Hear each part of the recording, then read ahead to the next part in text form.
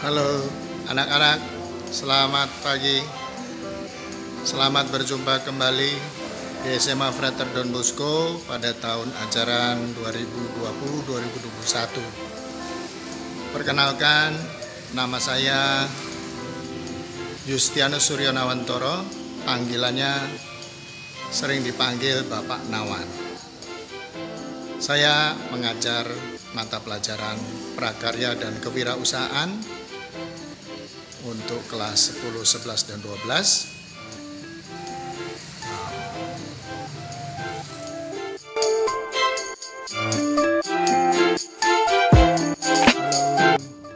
Selamat bertemu kembali di SMA Frater Don Bosco. Kita masuk dalam tahun ajaran 2020-2021.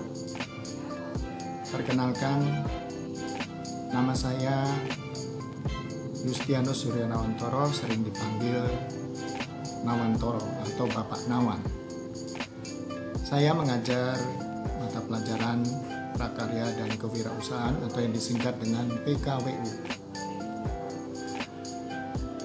Saya sudah mengajar di SMA Frater Don Bosco dari tahun 2006 sampai dengan sekarang. Awalnya saya mengajar mata pelajaran TIK dari tahun 2006 sampai tahun 2018. Kemudian saya beralih ke mata pelajaran prakarya dan kewirausahaan. Untuk itu, di dalam pembelajaran nantinya ada banyak tugas ataupun pekerjaan-pekerjaan rumah yang dilakukan secara online atau dalam jaringan, karena mengingat masa sekarang ini adalah masa pandemi COVID-19. Ada banyak korban yang mengalami sakit akibat virus tersebut. Maka dari itu, pelajaran kita nantinya lebih banyak dalam jaringan komputer. Diharapkan para siswa untuk menyiapkan internet di rumah, baik kuota ataupun wifi. Tapi kalau Bapak anjurkan untuk lebih baik menggunakan wifi. Sewa selama 1 bulan, dicari untuk wifi yang murah tetapi cukup untuk bisa saling berkomunikasi antara guru dan siswa. Dimanapun kalian berada, Bapak mendoakan selalu sehat, damai sejahtera, dan Tuhan memberkati.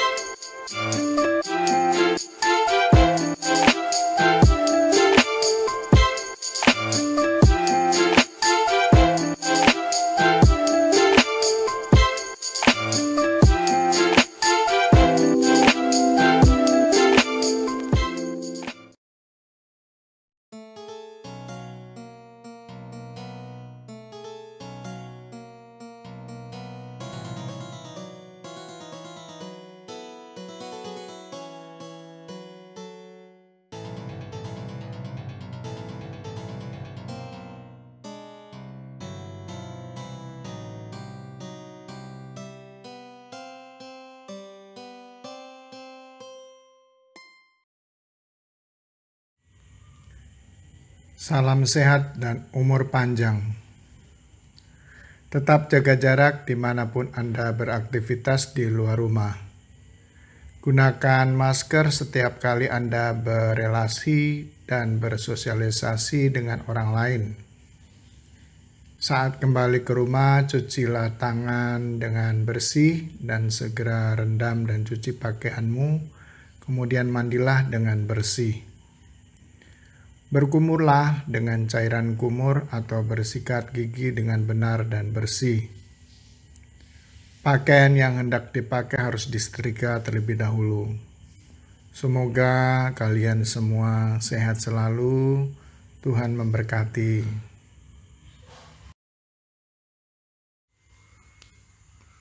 Mari kita mulai dalam pembelajaran. Manfaatkan pelajaran daring ini dengan sungguh-sungguh. Selalu siap kuota internet, atau jika mau lebih baik lagi, sewa jaringan WiFi, baik itu IndiHome, XL, atau sewa internet lainnya yang ada di daerahmu, supaya dalam pembiayaan tidak terlalu besar jika pengguna dalam satu rumah itu cukup banyak. Tetapi kalau dalam satu rumah hanya satu orang, ya bisa saja menggunakan kuota, tapi tetap kuota memakan banyak biaya. Karena menggunakan Google Meet itu sangat menguras biaya. Jadi Bapak anjurkan untuk selalu menyiapkan jaringan WiFi sedini mungkin. Kalaupun nanti pandemi ini sudah berakhir, penggunaan WiFi ini sangat bermanfaat. Tidak usah terlalu besar, cukup yang minimal 10 MB per second. Itu kemungkinan hanya 100-an aja, hampir 200-an. Sudah dengan televisi kabel. Jadi bisa dimanfaatkan dengan sebaik-baiknya. Yang dulunya untuk uang jajan bisa diganti dengan menggunakan internet WiFi.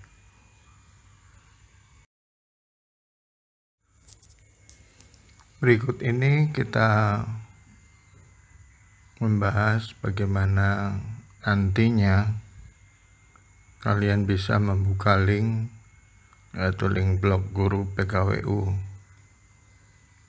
Nah, di sini di slide ini telah tertera alamat dari link blog guru PKWU. Pada kali ini kalian bisa mengunduh buku sekolah elektronik prakarya dan kewirausahaan kelas 11 semester ganjil dan genap. Jika bisa, kalian follow dan like untuk mengikuti blog tersebut. Di dalam blog ini juga nantinya banyak sekali materi-materi prakarya kewirausahaan yang perlu kamu ketahui, termasuk di situ mungkin ada kumpulan beberapa resep dan sebagainya. Nah, yang terpenting adalah di dalamnya adalah kumpulan dari materi-materi prakarya dan kewirausahaan dari kelas 10 sampai kelas 12.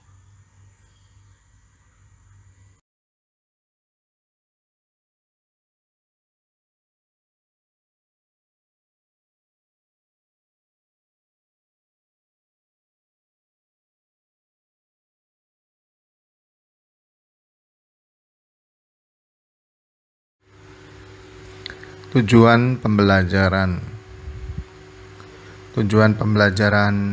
kali ini adalah memahami pengertian kewirausahaan, kemudian yang kedua memahami macam-macam kualitas dasar, yang ketiga memahami macam-macam kualitas instrumental wirausaha yang berhasil dan gagal, yang terakhir memahami ciri-ciri seorang wirausahawan. Itulah tujuan pembelajaran kita. Jadi diharapkan para siswa untuk bisa memahami dari tujuan pembelajaran kali ini.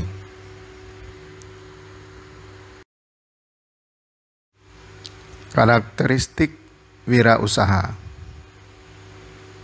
Bagian pertama adalah pengertian wirausaha. Wirausaha itu sama dengan berasal dari kata wira dan usaha.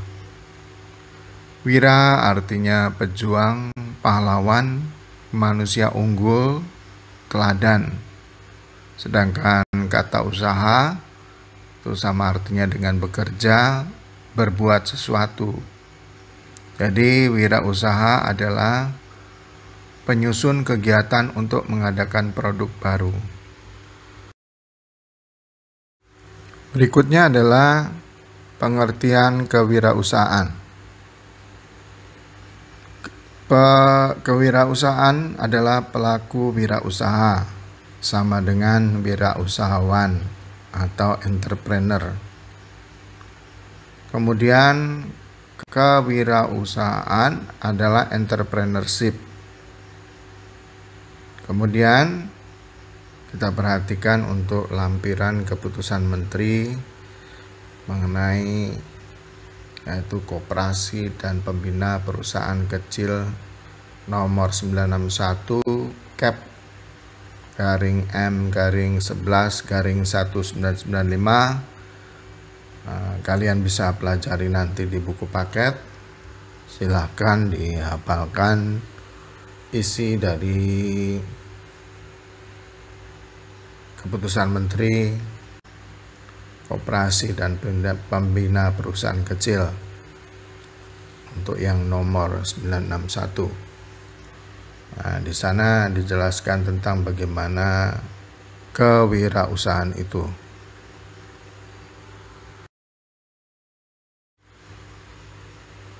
Sifat-sifat atau ciri-ciri wirausahawan.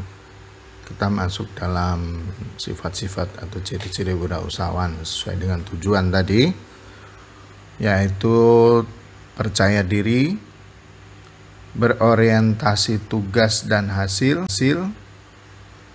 berani mengambil resiko, kepemimpinan, keorisinilitas, keaslian, berorientasi ke masa depan. Percaya diri sangat diperlukan bagi seorang wirausahawan. Apabila seorang wirausahawan tidak memiliki percaya diri, maka dia tidak akan pernah bergerak untuk menjadi seorang wirausahawan.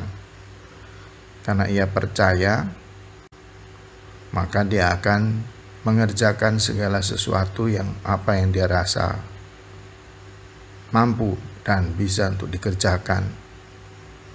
Kemudian seorang wirausahawan itu memang harus orientasinya itu memiliki tugas dan hasil. Ada banyak tugas pekerjaan yang harus dia kerjakan, dan kemudian tugas-tugas yang dia kerjakan itu dia tahu apa yang harus dia selesaikan, dan hasilnya harus tercapai semaksimal mungkin untuk mencapai kebaikan atau kesuksesan, atau hasil yang diperoleh adalah keuntungan yang sebanyak-banyaknya dari wirausahawan. Kemudian bagaimana seorang wirausahawan itu berani mengambil risiko? Jadi dia harus memiliki yang namanya intuisi. Selain percaya diri, kemudian dia berani, berarti dia memiliki suatu intuisi. Di dalam suatu intuisi itu berani mengambil resiko. Dia yakin benar bahwa apa yang dia lakukan adalah tidak rugi ataupun tidak mengalami kegagalan, tetapi mengambil resikonya itu tidak membabi buta, tetapi dia sudah mengadakan perhitungan, memperkirakan bahwa kemungkinan peluangnya akan sukses itu akan besar. Kemudian memiliki kepemimpinan. Itu adalah bentuk dari kejiwaan dari suatu kepemimpinan.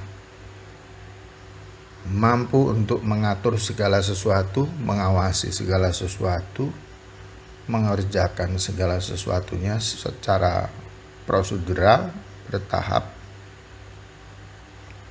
dan mampu memanage segala sesuatunya untuk menjalankan usahanya.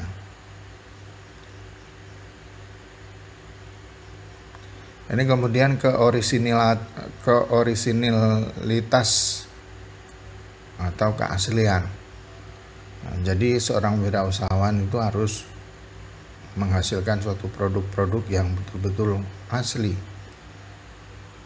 bukan imitasi ataupun bukan juga tiruan, tetapi punya kreatif. Di sini ya bicara tentang inovasi, kreativitas, inovasi. Itu lahir dari inspirasi. Disitulah seorang wirausahawan itu berkata jujur di dalam suatu hasil karyanya. Nah, khususnya kali ini adalah produk makanan. Jadi makanan yang biasa yang kita lihat adalah banyak mengandung pengawet, tetapi cara dan perilaku dari wirausahawan yang memiliki kejujuran pasti menghasilkan suatu produk makanan yang asli ataupun tidak banyak bahan pengawetnya, sesuai dengan takaran. Kemudian berorientasi ke masa depan, bagaimana nanti masa depannya, keinginan dari konsumen itu apa dan bagaimana masa depan dari usaha yang dijalankannya. Apabila usaha yang dijalankan tidak mengalami suatu perkembangan karena tidak melihat dari masa depan, bisa memperkirakan kira-kira nanti hasil akhirnya. Nah, itulah sifat-sifat dan ciri-ciri dari wirausahawan. Faktor penyebab keberhasilan dan kesuksesan dari seorang wirausahawan. Wirausahawan pemula harus berani untuk gagal dan mencoba jenis peluang usaha lainnya. Apabila ia gagal, ia berusaha untuk usaha yang lainnya sampai ia menemukan suatu bentuk wirausaha yang sesuai dengan kemampuan dan energi yang di dalam dirinya. Kemudian biasanya kesuksesan wirausaha pemula dikarenakan faktor keberanian, keuletan, keterampilan, dan inovatifnya yang ada di dalam dirinya. Jadi wirausahawan kalau memiliki itu semua, maka kesuksesan itu bisa didapatkannya. Juga kejujuran. Selain itu juga wirausahawan itu bisa mengalami suatu kegagalan apabila dikarenakan faktor rasa takut, tidak percaya diri, takut gagal, takut kecewa, dan sebagainya, sehingga ia tidak berani mengembangkan usahanya atau memulai untuk suatu usaha. Jadi karena takut-takut, akhirnya hasil usahanya tidak berjalan dengan mulus. Tentunya harus disertai dengan doa. Kita masuk dalam penugasan, yaitu tugas pertama, buatlah rencana produk makanan awetan yang akan kalian buat. Ini direncanakan dulu. Jadi buatlah rencana produk makanan awetan yang akan kalian buat nantinya, dan terutama yang kalian ketahui. Yang kedua adalah bertanyalah kepada orang tua atau wali atau orang yang tahu tentang produk makan awetan. Bisa juga kalian cari di Google, tidak mesti harus orang tua atau wali. Kalian cari di YouTube, di Google, makanan, jenis-jenis makanan awetan itu yang sekiranya banyak sekali makanan awetan tersebut, tetapi kalian pilih untuk nantinya akan kalian buat, itu direncanakan dulu. Kemudian yang ketiga, adakah modifikasi yang harus dilakukan untuk makanan tersebut? Nah, kira-kira nanti makanan awetan yang kalian pilih yang bisa dikerjakan, tapi harus bisa dimodifikasi. Nah, yang bisa dimodifikasi itu kayak apa? Caranya kayak apa? Misalnya tempe. Modifikasi membuat tempe misalnya apa? Ya toh, selain kedelai itu apa? Apakah bisa selain tempe? Nah, atau mungkin awetan telur asin, mungkin tadinya hanya pakai garam, terus buat telur yang manis. Nah, dari telur asin jadi telur manis, itu awetan juga, sehingga telurnya tidak busuk. Nah, ada macam-macam. Carilah gambarnya. Jika sudah mendapatkan gambar pilihannya, kemudian tempelkan gambar tersebut di lembar tugasmu.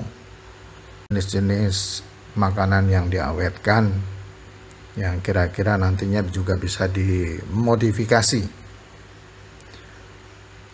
Berikutnya yang terakhir adalah, setelah kalian susun semua gambar-gambar tersebut, kalian pilih, kalian harus bisa mempresentasikan melalui video live atau vlog.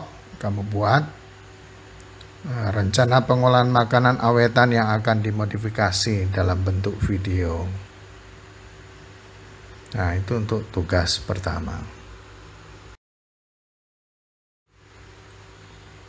Kemudian isilah tabel untuk menyusun daftar makanan awetan modifikasi yang diketahui dari tugas pertama tadi, yaitu makanan awetan dari bahan baku nabati.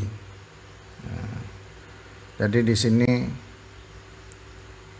kalau mau membuat dari hewani boleh saja, seperti kayak sarden itu kita awetkan. Misalnya buat ikan asin juga boleh, ya. Tapi di sini lebih diutamakan untuk nabatinya dulu sebanyak-banyaknya, sebanyak yang kamu mampu untuk dikerjakan. Misalnya ada 6, silakan saja. Sekiranya itu gampang, ya bisa saja dikerjakan, seperti sambal, bawang goreng, itu nabati semua kan. Nah, kalian bisa membuatnya itu tahan sampai berapa lama. Nah, itu harus diperkirakan, kira-kira tahan sampai berapa lama, itu kamu yang bisa memperkirakan. Biasanya sambal itu agak asin atau manis, maka dia bisa tahan agak lama. Tetapi kalau sambalnya mentah, kemudian tidak asin atau tidak manis, walaupun asin atau manis, sambal mentah itu pasti cepat bau. Apalagi kalau kamu memberikan minyak minyak atau diberikan minyak yang ada asin atau manis, bisa awet. Selain tempe, nanti bisa kamu cari lagi, ya, bahan-bahan bakunya apa saja. Silakan saja dibuat secepatnya. Batas waktunya semampu kamu untuk bisa menyelesaikannya, tetapi Bapak kasih batas waktu itu seminggu. Kalau kalian bisa mengerjakannya dalam waktu seminggu, silakan saja. Bagi yang tidak bisa menyelesaikan 1 minggu, diusahakan untuk dikerjakan sampai selesai, jangan sampai kapanpun baru dikumpul. Wah, itu tidak baik juga. Jadi harus dikumpulkan dalam waktu minggu.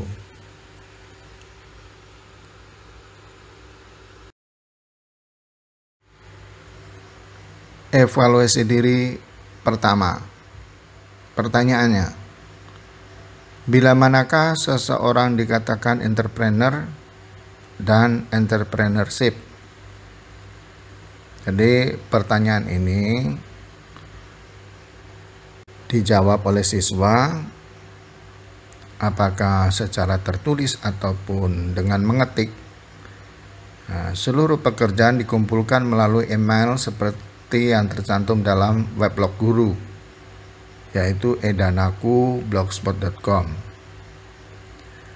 Kemudian hasil tugas bisa dalam bentuk tulisan tangan yang ditandatangani oleh orang tua atau wali, kemudian difoto dalam bentuk ekstensi tipe file JPG. Itu untuk yang menulis tangan. Di kertas mana? Di kertas double folio bergaris. Sedangkan untuk hasil tugas yang diketik dalam aplikasi Microsoft Office Word, yaitu pengolah kata, itu bisa dikirimkan melalui email juga. Email guru terdapat dalam weblog guru berbentuk soft copy atau file dokumen. Jadi nanti disimpan namanya sesuai dengan ketentuan. Yaitu yang pertama, penulisan nama harus lengkap. Ya, cantumkan kelas dan semester. Ya, contohnya seperti itu, baik nama file ataupun nama email yang dikirimkan harus dituliskan nama filenya itu sendiri, sehingga nantinya guru tidak mengalami kebingungan walaupun dia mungkin meminjam emailnya teman untuk mengirimkan filenya tersebut. Tapi Bapak yakin bahwa kalian memiliki akses internet untuk bisa dan memiliki email sendiri untuk mengirim tugas-tugas tersebut.